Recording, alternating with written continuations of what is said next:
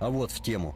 А кто-то слышал о каких-то особо засекреченных лабораториях глубоко в зоне? Говорят, до сих пор работают. Как там смогли выжить люди после взрыва, неизвестно. Без припасов, энергии. И возникает вопрос, а люди ли там работают?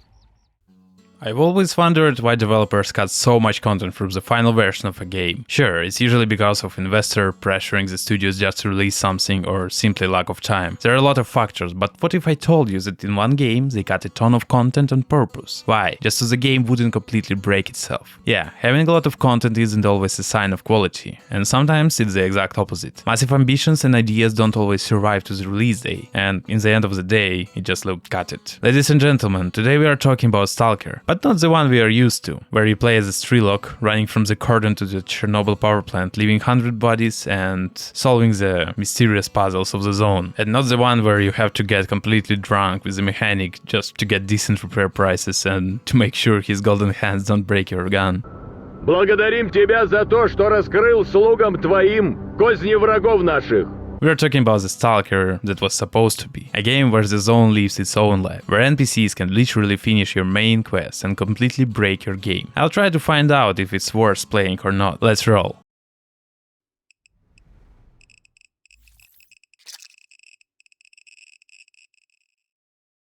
Let's start with the basics. What is Oblivion Lost Remake? To understand the scale of this tragedy or genius, we need to rewind the clock, back to the early 2000s. Back then, the game we know as the Shadow of Chernobyl had a completely different name, S.T.A.L.K.E.R Oblivion Lost. And it wasn't just a working title, it was an entirely different game. The developers at GSC Game World were promising things that seemed impossible for 2003. A massive world with no loading screens, drivable cars, ragdoll physics, blind dogs hunting other mutants in packs, and the legendary Alive. Alive simulation systems that did not care if the player was there or not. Gaming magazines were packed with screenshots of the ambitious monster. Gamers were waiting for revolution, but years passed. The game kept getting delayed, and eventually, just to get the project out the door in 2007, the publisher had to take huge scissors and cut out about half of the ideas from Oblivion Lost. Cars were removed, maps were chopped into pieces, and that super smart AI was put on the strict leash of scripts, which didn't even work properly at launch and had a ton of issues.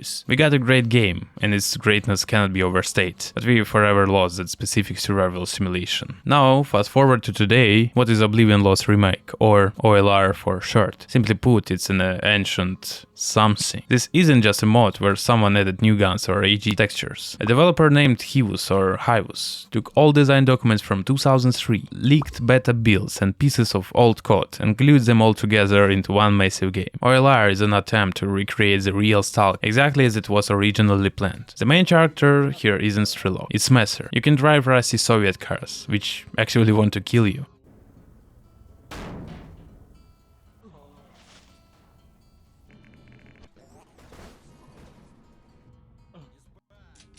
You explore huge, empty and terrifying locations, and most importantly, the Alive system is completely unchained. Oblivion Lost Remake is an interactive museum of unrealized ambitions, and just like any old museum, it's dusty, a bit broken, and does not care about your comfort at all. I need to make one thing clear: when modern gamers hear hardcore Stalker, they immediately think of mods like Gamma or Anomaly. They think of crafting hundreds of ammo types, healing animations, and managing flashlight batteries. Forget about that. Oblivion Lost Remake is something entirely different. It's not modern hardcore, it is hardcore straight from 2004. Here you don't die because you ran out of bandages, you die because the zone kills you. The game brings back everything the developers thought was too weird or too hard or too broken for the final release. First of all, the mutants. In the release we mostly fought dogs and boars. Here you get attacked by Islams, Karliks, red wolves and massive waves of mutated rats that will just eat you alive. Second, the locations themselves, we are used to the cordon and the garbage the way they looked in Shadow of Chernobyl. But the original level geometry was massive. The maps here are empty, stretched out, and genuinely terrifying because of it. These aren't short buffer zones with constant gunfights like in the release. This is a real exclusion zone, where you can walk for 10 minutes in dead silence, jumping at every single sound. Add to that the atmosphere of that old Stalker. As you can see, the graphics in this mode are really actually worse than Shadow of Chernobyl, but it somehow doesn't look bad. Sure, by modern standards, these visuals won't impress anyone, but combined with the color palette, the tones of the zone, the effects, the vibe, and the sound, it creates a really strong feeling. You can definitely have fun playing this mod, but most of the time you'll just catch yourself thinking, what the fuck just happened? And I'm not talking about the optimization right now, I just press F. I'm talking about the AI. Imagine a typical game. You're the main character. You have a main story quest, and by following it, you reach the goal destination, save the world, and the credits roll. Well, originally the alive system made the world of Stalker so alive that every NPC in the zone had the same global goal as you: reach the Chernobyl power plant. Every random Stalker had their own unique path generated to the center of the zone. Along the way, they met naturals and fought the enemies and collected artifacts. Random events would happen that either helped them push forward or would die forgotten, and a new NPC would take their place with the same goal. Sounds incredibly cool, right? It gives you absolute immersion. They aren't just decorations anymore. They are your competitors. You could say they were given true AI. Even so, if you look closely, it's really just a phenomenally complex set of scripts. And the alive system was responsible for all this magic. It was supposed to make the player believe they were in the living ecosystem, where people act like people, and mutants have their own migration and hunting patterns. On paper this sounds like a dream come true, but you don't have to be a genius to realize that making this work on early 2000s hardware was a technical hell. Of course, the developers tried to cheat. They introduced something called offline simulation, simplifying the calculations of events on the other side of the map when the player wasn't around, just to reduce the load on the CPU. But in practice, the effects still spiraled out of control. That is exactly why Alive never made it to the 2007 release in its original form. We only got a stripped down piece of that potentially great system. And let's be honest, for a standard shooter, you don't really need a system this smart anyway. But this tube we ended up with in the release wasn't amazing either. It was just kind of mediocre. Obviously, this is just me whining about I wish we had. But after playing Oblivion Lost Remake, where this AI is let off the chain, I can confidently say the original Life is the best thing ever designed for this game. Such a smart intelligence generated incredible situations. But it also became the final nail in the coffin for the original Stalker. Let me explain. Since this mod essentially opened Pandora's box, the life is exactly how it was meant to be. Imagine this: you woke up on an important story character to get key information and he's dead. Why? Because a couple of hours ago a squad of killers walked by. They had their own global goal and they just shot up half of the village. Or even worse, some random rookie Stalker was faster than you, collected the documents you needed, and died in an anomaly somewhere. In the best case scenario, you just find his body and take the dogs. In the worst case scenario, he actually reached the power plant and finished your game. The game could literally beat itself. Playtesters at GSC Game World constantly ran into the problem that the player was basically useless in this ecosystem. You were always late to everything, and the story would completely break because the zone didn't care about your main character status. And it would be one thing if the only problem was bots being too independent, but the world itself in the original concept was built to make you suffer at every single step. This isn't your modern Polish hardcore where you just need to drink water and craft bandages on time. This is wild, unfiltered early 2000s game design, where your own inventory kills you faster than a squad of mutants and vehicle physics feels like playing Russian roulette. And this is where we get to the best part, to exactly why playing this dream game today is an actual physical pain. Talking about gameplay overall, it's impossible not to mention hardcore elements again. As I said above, it's not the same hardcore in the other games or Stalker Gamma, it's something completely different. It's were brutal times, guys. Back then, on paper, the game still looked beatable. You had smart NPCs who quickly changed their tactics based on your movements, sneaked up on you, and could stole your loot. You had a whole bunch of statuses to deal with, from radiation to catching a common cult. And after all of it, your food and weapons could literally be radioactive. Why do I call this hardcore? In the final 2007 release, we got a very simple medical system. Bandages for bleeding, food for hunger, and anti-rad meds for radiation. That's it. But in this mod, as I said, we see the original ambitions aimed to making the player deeply feel the world of the zone. And the zone does not like people who rush. Every single raid and every action must be thought through 3 times. You have to calculate your supplies, because your backpack isn't infinite. All these features were backed up by specific animations, which, let's be honest, look incredibly outdated by modern standards. But hey, we are playing a build of the real Stalker here.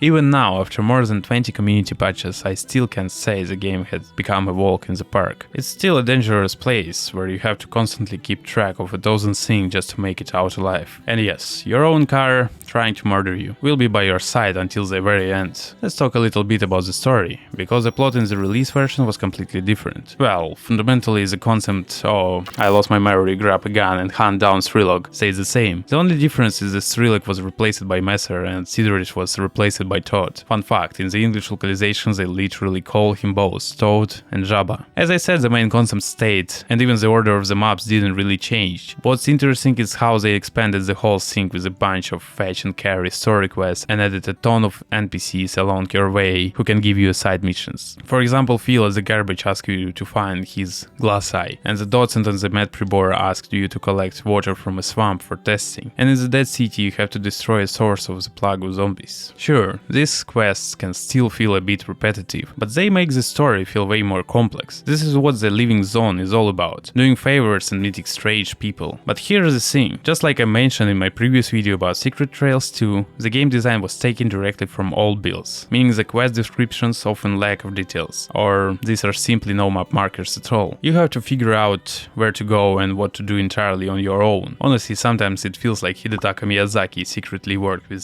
GSC Game World. The mod features several different endings, including a true ending that requires you to collect every single document and complete every side quest in the game. And that brings us to the one major problem. We will talk about it later.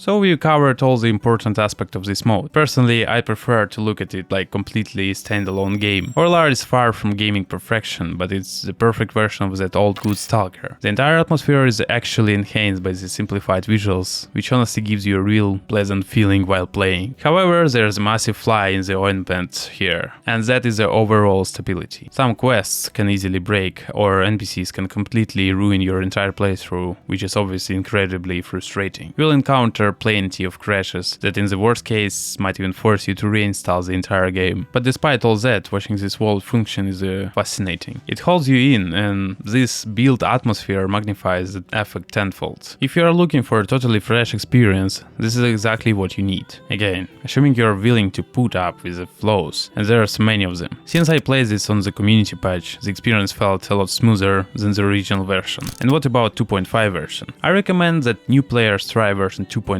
first. While you will notice a different approach to certain story moments when comparing them, it's nothing too crazy. Oblivion is a mod that brings back the exact build atmosphere that was never added to the release game and was gone. Thanks to a highly talented individual named Hivus, or Hivus, sorry if it's wrong, we received a glimpse of the other game that could have been. It is truly an incredible piece of work. Thank you so much for watching. Very soon I'll be back with another story about different attempt to bring back the real Stalker, but through the different lens. Subscribe to the channel so you don't miss it. See you in the zone, Stalkers. Или может точно инопланетная хрень там сидит. Я тут с типком общался. Говорит, сам лаборатории не видел. Но как-то словил он странные переговоры по рации на янтаре. В них о какой-то лаборатории речь шла. А один чувак ему клялся, что увидел какую-то полупрозрачную фигуру в скафандре типа сталкеровского, но более навороченного, и эта фигура ему сказала, чтоб валил отсюда прочь. Мол, не мешай, мы тут работаем. Ну, парень пересрал, понятное дело. Он такого в глаза раньше не видел. Правда, он утверждал, что было это на радаре. Ну, вы понимаете. Так что вряд ли правда, конечно. Но я вот думаю, что если в момент, когда зона рванула, что если она этих людей перевела в какие-то энергетические сущности? Типа новые люди. А? Чё с перепою не бывает?